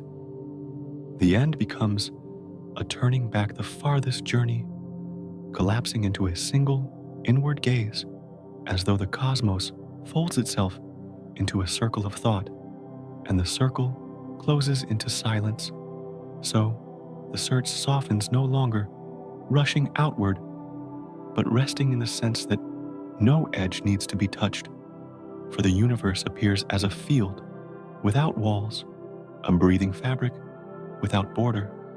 To stand within it is to feel surrounded not by barriers, but by the same air that carries dreams, the same darkness that carries stars, and the air hums like a lullaby. At last, the vision returns to quiet, where space itself leans over, in comfort, vast and tender, as though it were a sky stretched into a shelter. The whole expanse moves with calm regularity, steady as a cradle, rocked by unseen hands, holding both planets and sleepers in the same embrace. The night deepens with that embrace. Stories from far lands tell of rest as a river returning to its source, each current carrying away burdens until only stillness remains. The darkness becomes gentle, flowing around the body like cool water, drawing every thought into ease. To surrender is to drift upon that river, guided back into the ocean of silence, and the silence closes softly like arms folded in peace.